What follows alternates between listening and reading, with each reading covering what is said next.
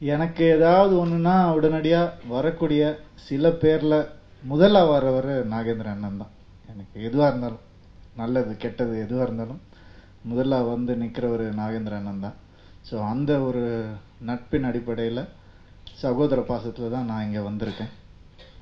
அவர் ஒரு படம் எடுக்கிறாரு அப்படின்றப்போ சந்தோஷத்துக்கு முன்னாடி ஆச்சரியம் தான் வந்துச்சு எனக்கு. என்னது நாகேந்திரா படம் எடுக்கிறாரா? அப்படி தப்பெல்லாம் பண்ண மாட்டாரே அவர் பாட்டுக்கு ஜாலியாக இருக்காரு. அவர் எதுக்கு போயிட்டு இழுத்துட்டு வந்து சினிமாவில் கொண்டு வந்து தள்ளுறீங்க, வேணாங்க அப்படின்லாம் சொன்னேன் நான். இல்லைப்பா சீரியஸாகவே சொல்கிறேன், அவருக்கு பயங்கரமாக ஒரு கதை வச்சுருக்காரு, அது பண்ண போகிறாரு அப்படின்னு. ஆமாம், என்னை வந்து 10 வருஷமாக தெரியும் அவருக்கு, ஏன் என்கிட்ட வரல கதையை வச்சுக்கிட்டு அப்படின்னு.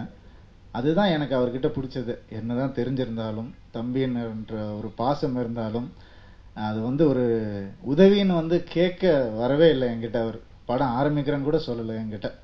ஆரம்பிச்சதுக்கப்புறம் தான் சொன்னார், ஏன் என்கிட்ட வரல. நான் உரிமையாக கேட்டேன், உரிமை இருக்கிறனாலண்டா வரல, நீ தப்பாக எடுத்துக்கூடாது அதை அப்படின்னு சொன்னார். ஸோ அந்த ஒரு நல்லெண்ணம், அது வந்து ஒரு அது என்ன மாதிரியானது தாட்டுன்னு தெரியல, பட் அது எனக்கு நல்லதாக தான் பட்டுது. இதில் வந்து 4 ஃப்ரேம்ஸில் படம் பார்த்துட்டு எல்லோரும் அவரவர் வாகனத்தில் ஏறோம். என்னைய வந்து நாகேந்திரன் காரில் ஏற்றி விடுறாங்க, வந்துருங்க எல்லாரும் அங்கே அப்படின்னு. வடவள்ளியில் சமுத்திரக்கனி ஆஃபீஸுக்கு வரணும். எல்லாரும் அவரவர் கார் போயிடுச்சு. கடைசி காராக எங்களுடைய கார் வந்து நாகேந்திரன் காரை ஓட்டிக்கிட்டு இருக்காரு. வடவள்ளியில் வந்து அப்போ வந்து அந்த பக்கம் வரலாம், இப்போ தான் அது உண்மையாக இருக்குது. அங்கேருந்து வந்து வடவள்ளி சிக்னல் தாண்டிட்டோம். வடவள்ளி போலீஸ் ஸ்டேஷனில் வெளியே வந்து ஒரு 4-5 காவலர்கள் நிற்கிறாங்க.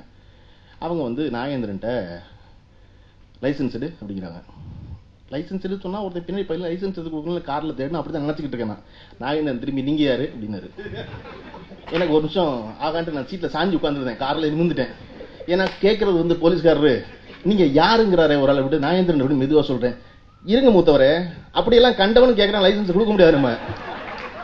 இருக்குங்க இன்னும் லைசன்ஸ் தானே கேட்டார். உங்கள் கார்டு இருக்கா அப்படிங்கிறாரு. யார்கிட்ட? போலீஸ்கார்ட்ட.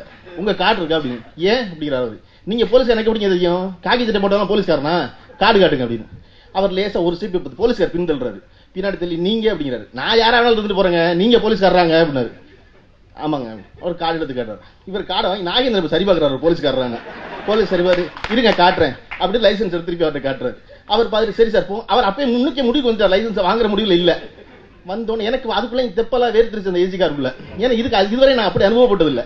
வந்து சமுத்திரக்கனி ஆஃபீஸுக்கு வர்றான். சமுத்திரக்கனி ஆஃபீஸுக்கு வந்தோடனே நான் விறுவிறுன்னு சமுத்திரக்கனி இருக்க அறைக்குள்ள போய், நல்ல ஆள் பார்த்து ஏற்றி விட்டீங்கடா, போலீஸ்காரன் அவன் யாருன்னு கேட்குறான்டா. வம்பளுத்தானா சமுத்திரக்கனி, வம்பளுத்தானா வடபழனி ஸ்டேஷன் ஒன்றை தான் விட்டு வச்சிருந்தான், அதையும் வம்பளுத்தானா அப்படின்னு. அவன் இவ்வளவு பேரை வந்து ஒரு டீசருக்கு திரட்டுற வேலை இருக்குல்ல, அது வந்து ஒரு இயக்குனர் ஒரு சிறந்த படம் பண்ணியிருக்காங்கனால முடியாது, ஒரு மனிதனா தான் முடியும். காரணம் லிங்குசாமி எல்லாம் 5ஆம் டீசர் வெளியீட்டுக்கே போகல, அது 1.5 லட்சம் பேர் பார்த்துட்டாங்கன்னு அப்புறம் தான் போனார் அவர்.